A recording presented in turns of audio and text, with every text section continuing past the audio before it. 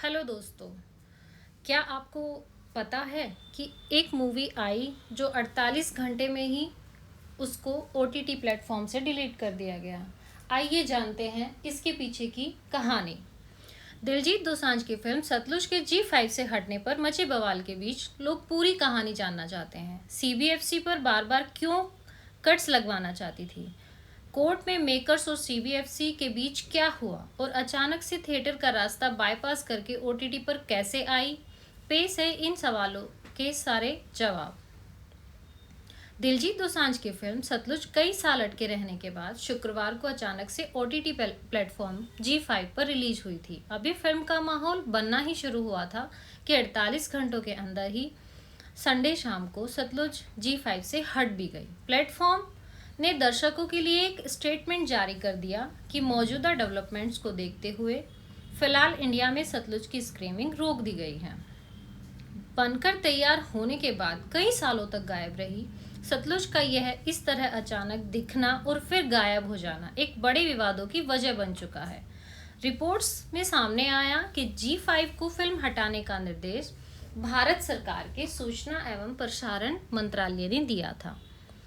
अब एमआईबी ने सतलुज के कंटेंट की जांच के लिए एक हाई लेवल कमेटी भी बना दी है, लेकिन पहले पंजाब 95 कही जा रही सतलुज को थोड़ी देर के लिए ही जनता के सामने आने के लिए एक बहुत लंबी और थकाऊ लड़ाई लड़नी पड़ी थी।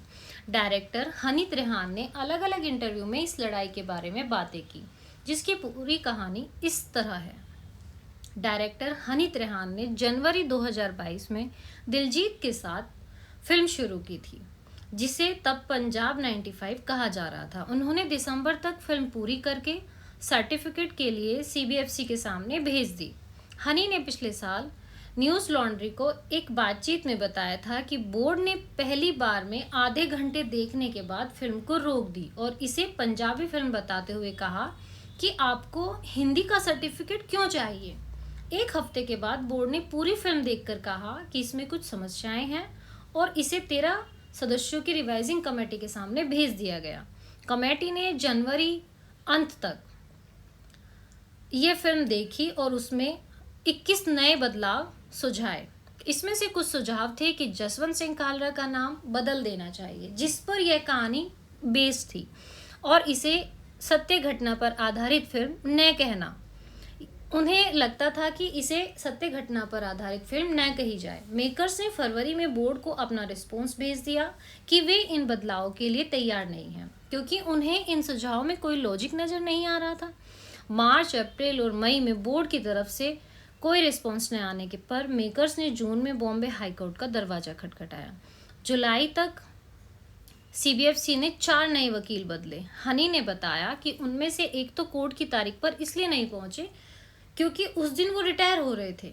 इस पर जज ने कहा, उन्हें क्या पिछली रात को फ़ोन आया था कि उन्हें 1 महीने पहले तो पता ही रहा होगा कि इस तारीख को वो रिटायर हो रहे हैं। हनी ने बताया वो कानूनी तौर पर कोई तर्क कर ही नहीं सकते थे, क्योंकि सब कुछ कोर्ट में दिए गए बयानों और कोर्ट की कार्रवाई पर बेस्ड है। हनी ने बताया कि चौथे वकील के सवाल देखकर लॉर्डशिप ने उन्हें फिल्म देख कर आने को कहा और उन्होंने खुद भी फिल्म देखने की डिमांड की। हनी ने दोनों को फिल्म की कॉपी दी।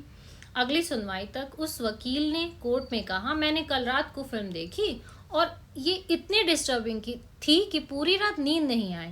जज साहब ने भी बताया कि फिल्म देखकर उनकी भी नींद उड़ गई। वकील ने आगे कहा कि उन्हें इस फिल्म से अलगाववादी या खालिस्तान आंदोलन को हवा मिलने, युवाओं का गुस्सा भड़कने जैसे डर हैं। इस पर जज ने कहा, हम दोनों ने एक ही फिल्म देखी है, फिल्म पर हम दोनों की राय इतनी अलग कैसे हो सकती है, ये इशारा करते हुए कि उन्हें फिल्म में ऐसा कुछ नहीं दिखा, जबकि वकील ने कहा कि उन्हें अनुमान बहुत मजबूत है। जज ने जवाब दिया कि कोर्ट अनुमानों पर कब से सुनवाई करने लगे। वकील ने कहा कि उन्हें फिल्म में पंजाब में कानून व्यवस्था बिगड़ने का खतरा है। हनी ने बताया, जज साहब ने उन्हें बड़ी शांति से सुनते हुए कहा, आप कहते हैं तो मैं मान सकता हूं कि पंजाब में कानून व्यवस्था बिगड़ने का खतरा है, लेकिन सीबीएफसी की चिंता का विषय कब से हो गया? ये राज्य सरकार की जिम्मेदारी है, सीबीएफसी का काम तो सर्टिफिकेट देना है।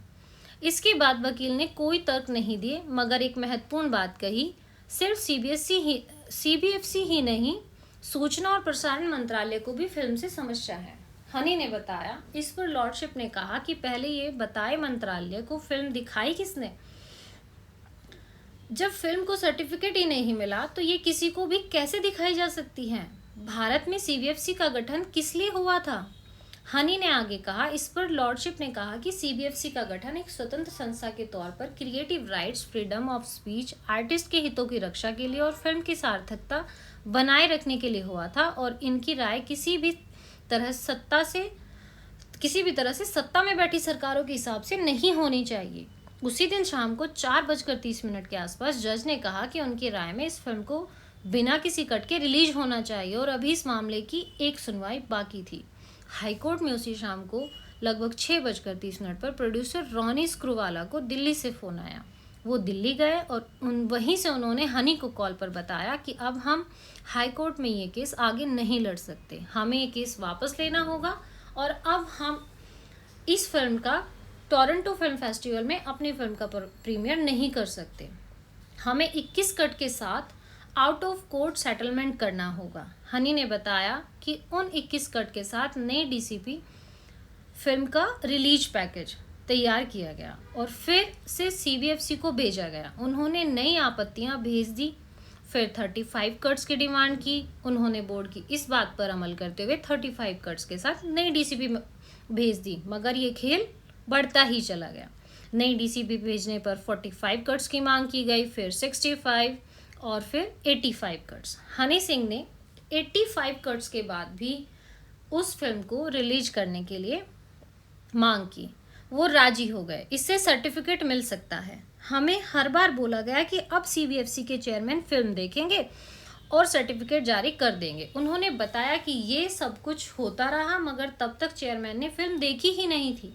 85 कट्स के बाद चेयरमैन ने फिल्म देखी। हनी बताते हैं, मैं थिएटर के बाहर ही बैठा था, वो मुझे इग्नोर करके आगे बढ़ गए और रिवाइजिंग कमेटी के साथ चले गए। हनी ने यह भी बताया कि ये सब होने के बीच उन्होंने सीबीएफसी को 1800 पन्नों का एक डॉक्यूमेंट भी दिया था, जिसमें ये डिटेल्स थी कि कैसे फिल्म का हर सीन कानूनी सुनवाई पर, बयानों पर बेस्ड है। रिवाइजिंग कमेटी के साथ चेयरमैन ने ये डॉक्यूमेंट्स देखा और फिल्म देखकर उन्हें एहसास हुआ कि ये तो सच्ची घटनाओं पर बेस्ड है। हनी ने जब उनसे पूछा कि वो इस पर क्या कहना चाहेंगे तो जवाब मिला, त्रेहान। आज के वक्त में इतना चिल्लाकर सच कौन बताता है। हनी ने बताया कि चेयरमैन की फिल्म देखने के बाद 1 महीने कुछ नहीं हुआ, फिर उसने 16 नए बदलाव करने को कहा, जिसमें फिल्म में 37 नए कट लगे। यहाँ तक फिल्म में लगे टोटल कट्स की गिनती 127 हो चुकी थी। हनी ने बताया, फिर मैंने फैसला किया कि अब मैं सारे कट कैंसिल कर रहा हूँ और अब जब भी आएगी पूरी फिल्म आएगी, वरना नहीं आएगी, कोई बात नहीं। हनी के अलग अलग इंटरव्यूज़ के हिसाब लगाएं तो सीबीएफसी से उनकी ये आखिरी बातचीत दिसंबर 2024 में हुई थी। द हॉलीवुड रिपोर्टर्स को हनी ने बताया कि तब मेकर्स इसकी इंटरनेशनल रिलीज का प्लान बना रहे थे। हनी ने ये नहीं बताया कि कहाँ से उन्हें ये मैसेज मिला, मगर कहा गया, दिल्ली में चुनाव होने ही वाले हैं, अभी ऐसा मत कीजिए, हम आपको बता देंगे कि आप कब रिलीज कर सकते हैं। इसी के बाद कहीं से कोई जवाब नहीं मिला और रोनी स्क्रूवाला ने तय किया कि अब सीधा डिजिटल प्रीमियर करना ही एक सही रास्ता है। हनी ने बताया कि पंजाब 95 टाइटल के लिए उन्हें कभी ऑफिशियल क्लियरेंस नहीं मिली थी, इसीलिए सतलुज टाइटल पर भी वो विचार कर ही रहे थे, लेकिन किसी और ने 1995 से मिलता जुलता एक टाइटल पहले से रजिस्टर करवा रखा था। इसलिए एक और लड़ाई से बचने के लिए प्रोडक्शन हाउस ने सतलुज टाइटल पहले से ही रजिस्टर करवा लिया था। ऊपर से ये टाइटल फिल्म की आत्मा और स्पिरिट के हिसाब से भी जम रहा था, यानी टाइटल बदलने की चॉइस पूरी तरह उनकी ही थी। रोनी की कंपनी RSVP और G5 की जोड़ी मजबूत रही है। दोनों ने बतौर पार्टनर्स सोन चिड़ैया और केदारनाथ जैसी फिल्मों पर भी काम किया है। हनी ने बताया कि जी को फिल्म बहुत पसंद आई। उन्होंने तय कर लिया कि फिल्म को रिलीज करना ही है। दोनों कंपनियों ने बंद दरवाजों के पीछे रिलीज का पूरा मजबूत प्लान बनाया। हनी को भी सतलुज के फाइनल रिलीज से पहले इस बातचीत में शामिल किया गया, लेकिन दिलजीत को भी शुरू से पूरी जानकारी थी। हनी ने बताया कि उन्होंने शुक्रवार को शाम 6 बजे टीम को मैसेज किया था कि ये आज रात सच में हो जाएगा। इस पर उन्हें जवाब सीधा दिलजीत की तरफ से आया, पाजी आज रात सच में फिल्म आ जाएगी। शुक्रवार को सच में सतलुज ओटीटी पर आ गई, लेकिन 48 घंटे के अंदर ही हट भी गई।